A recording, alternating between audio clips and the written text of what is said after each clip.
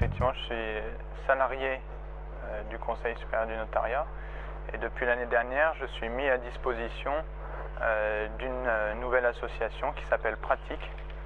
Donc, pour rappel, le Conseil supérieur du notariat, c'est un établissement d'utilité publique qui a été fondé en 1945 et qui est le seul organe de la profession à pouvoir se prononcer au nom des notaires de France. Donc c'est aussi l'établissement qui échange avec les pouvoirs publics et qui a la charge de redescendre la politique notariale jusqu'à l'office du notaire. Donc on attend de nous qu'on sorte des applications en quelques mois, là où sur des structures avec peut-être des attentes un peu plus fortes mettrait, on va dire 12 mois, on essaye nous de sortir ça en 4-5 mois, quoi. On a un peu plus de liberté, un peu plus d'agilité pour sortir ces projets. Donc la mission de Pratique, c'est ça. L'association, elle doit développer des services innovants et accessibles surtout. Voilà, l'idée c'est qu'on puisse un petit peu désenclaver le système d'information notariale. Alors nous, on va se situer, Pratique va se situer sur de l'application plutôt d'aide à la production, le couteau suisse du notaire qui vient l'accompagner dans son travail quotidien, mais pas forcément dans de la production d'actes purs. C'est pas notre mission première. Voilà, alors pour vous redétailler un petit peu très sommairement le fonctionnement de notre profession, parce que vous allez voir que ça fait partie, c'est ce qui peut amener de la complexité aujourd'hui dans notre mission. La profession, elle est organisée, donc comme je le disais, avec le Conseil supérieur qui est aujourd'hui qui fait partie des instances de la profession. Dans les instances, il y a également les conseils régionaux, il y en a une vingtaine, qui donc agissent au niveau de la région. Et il y a 76 chambres départementales ou interdépartementales, qui agissent au niveau du département ou un regroupement de départements. Et ensuite, il y a les offices. Les offices, donc ça, on n'est plus dans les instances, on est vraiment dans la profession du notaire, qui est, là, il y a à peu près 4500, 4600 offices en France. Et donc, ce qu'il faut bien garder en tête, c'est que ces offices, pour nous, c'est un SI complètement autonome. Aujourd'hui, le notaire, il est patron de son office, il a la liberté de choisir ses outils, son équipement, ses prestataires. Et pour nous, une des contraintes se trouve là, c'est-à-dire qu'on doit après s'adresser à un environnement très hétérogène au niveau de la façon dont c'est implémenté, dont c'est mis en place dans l'office.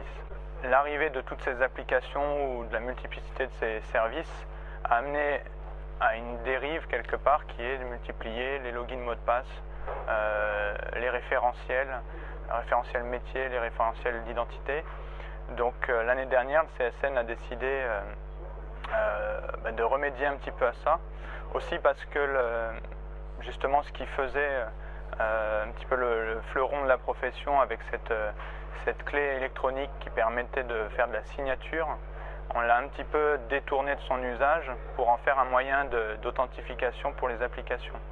Or cette clé, il y a un processus qui a été sacralisé pour la remise de clés, on ne peut pas la distribuer à n'importe qui, et puis surtout aujourd'hui, le notariat a la volonté de s'ouvrir beaucoup plus vers le grand public, et donc distribuer cette clé pour le grand public, c'était impensable. Donc le CSN a donc pris cette décision l'année dernière de créer un projet global pour rassembler toutes les identités, tout en ouvrant les possibilités de s'adresser aux partenaires de la profession et au grand public. Donc pour donner quelques chiffres, le notariat aujourd'hui, c'est 9700 notaires, à peu près 45 000 collaborateurs, et d'après les statistiques des 2 dernières années, on est à 20 millions de clients qui franchissent les portes des offices. Donc ça donne un petit peu l'ampleur de la tâche quand il s'agit de déployer une solution d'annuaire qui permet déjà de collecter, de rassembler toutes ces identités.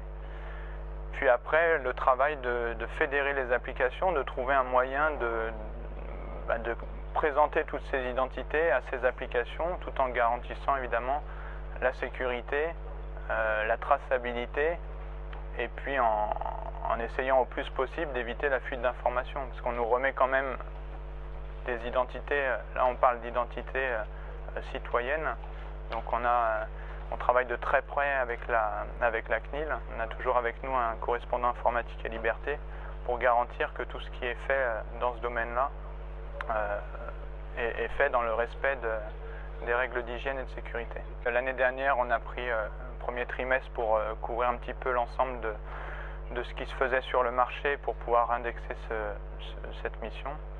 Et donc on a retenu la solution ILEX, qui avait vraiment une couverture fonctionnelle complètement adaptée à notre besoin. On était à la fois sur la partie authentification, fourniture de l'identification unique, la partie SSO, et puis il y a surtout des possibilités de se connecter à des systèmes d'authentification forte que nous on a choisi de nommer authentification renforcée pour pas que nos utilisateurs soient déroutés entre l'utilisation de la clé électronique et cet usage qu'on se veut plus les rassurer. Donc via un smartphone, on renforce l'authentification de notre système IDNote. Donc ça c'était sur la brique, la première brique que fournit ILEX. Mais on avait aussi, pour les enjeux de sécurité, on a fait un choix qui était de ne jamais exposer notre annuaire à aucun moment, ni à l'application, ni à l'utilisateur. Et pour ça, il y a une brique qui était très importante, c'était la brique Meibo, pour faire du provisioning tout simplement, redescendre en fait une partie de nos données, de nos référentiels vers l'application, et ça de manière temps réel, sur l'ensemble de l'application. Donc ça, on a un petit peu regardé ce qui se faisait sur le marché. C'est vrai que ça a été assez compliqué de trouver un produit qui adressait ce besoin. Donc on utilise vraiment la quasi-totalité de ce que propose ILEX, à l'exception du portail, parce qu'on a choisi de faire un portail spécifique. On a développé un portail qui embarquait quelques règles métiers, quelques aspects propres à la profession. Donc on a choisi, pour pouvoir mener à bien ce projet, de scinder le projet en deux pour développer une partie IAM et une partie portail. Donc tout ça s'est fait conjointement, mais sur du spécifique côté portail.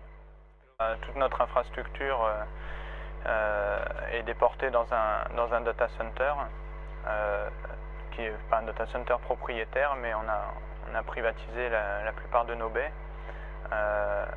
Donc ce data center, voilà, tout a été pensé pour de la haute disponibilité, de la très haute sécurité.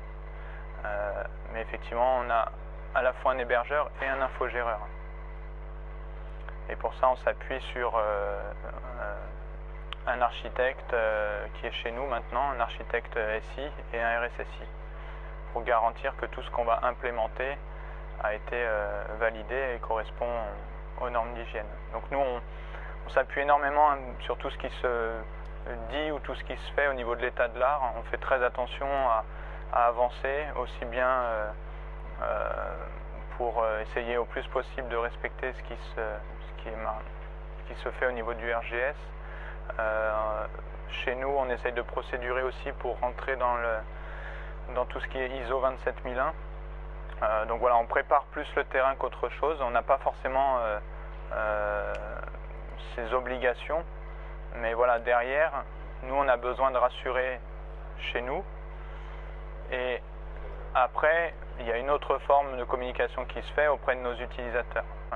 Ce qui a été compliqué dans ce projet, c'est de trouver le curseur entre proposer quelque chose d'innovant, d'accessible, de confortable. On n'a pas le droit d'alourdir le quotidien du notaire avec des nouvelles applications, des nouvelles technologies. Donc il faut que ça reste confortable pour lui, tout en étant extrêmement sécurisé. Et ça, c'est un exercice assez compliqué à faire. Aujourd'hui, je pense qu'on peut dire qu'avec ce qu'on a fait avec ILEX et avec la société Cinetis, parce que c'est eux qui nous ont aidés à intégrer les produits d'ILEX sur ce projet, on a réussi à concevoir quelque chose d'extrêmement sécurisé, tout en étant le plus confortable possible pour l'utilisateur. C'est vrai que dans quelques temps, on espère que le notaire ou le client aura fait, lui, la démarche d'aller créer son compte sur la plateforme IDNote. Donc aujourd'hui, on parle vraiment du compte IDNote parce qu'on veut lui donner une vraie valeur. l'identité numérique notariale. Donc ce compte, vous aurez la liberté d'aller le créer parce qu'on va offrir de plus en plus de services déjà aux citoyens français par rapport au notariat. Aujourd'hui, dans la mission qui nous avait été confiée par le CSN, il s'agissait surtout de rationaliser les identités, les accès de la profession. Donc cette mission, on l'a accomplie en 6 mois, comme ça nous avait été demandé. Le projet a débuté en juin 2014 et on a réussi à livrer quelque chose de pleinement fonctionnel en décembre 2014. Ensuite, on est rentré dans la démarche de raccordement des applications, parce que c'était pas le tout de sortir une plateforme avec la gestion des identités et des accès. On a commencé donc à raccorder les applications. Alors, dès l'ouverture en janvier 2015, il y avait déjà une application de connecté qui s'appelle Copronote, qui permet de dématérialiser, qui permet aux notaires de dématérialiser les règlements de copropriété qui sont détenus dans l'office, afin de les mettre à disposition de l'ensemble des notaires pour la consultation ou le téléchargement, ce qui permet de fluidifier les échanges qu'il peut y avoir entre le notaire et son client. Parce que ça, c'est des choses qui sont arrivées par le biais de la loi Allure, qui a obligé à transmettre les règlements de copropriété dès la promesse. Ça permet de raccourcir aussi le cycle d'acquisition d'un bien. Exactement. Tout ça, c'est fait à la fois pour aider le notaire, mais aussi dans l'esprit d'homogénéiser un peu tout ça, de fluidifier la relation client-notaire, et puis aussi de continuer la dématérialisation. Aujourd'hui, il y a beaucoup de papiers, il y a beaucoup de choses qui sont stockées au niveau de l'office, donc il faut absolument regrouper tout ça. Donc en janvier, Copronote est arrivé en même temps qu'IDnote et était tout de suite utilisable avec ces comptes-là et a été développé sur ce modèle-là. Là, en octobre 2015, donc au moment où on parle, on a à peu près 4 applications qui sont déjà ouvertes et on en a 12 qui sont en cours de raccordement, quasiment finalisées, où on n'attend plus qu'une chose, c'est de l'ouvrir à la profession. Donc on avait une cible qui était une dizaine d'applications sur la première année, on l'a dépassée. On continue de fédérer de plus en plus d'applications au sein de la profession. Vous allez devenir un portail finalement de services. Voilà, ça en fait c'est la deuxième brique du projet. Là je parlais en fait de l'aspect fournisseur d'identité, donc aujourd'hui qu'on appelle IDP ou Identity Provider. Et l'autre partie, donc c'est la partie portail d'accès unifié qui permet de présenter l'ensemble des applications à celui qui se connecte au portail.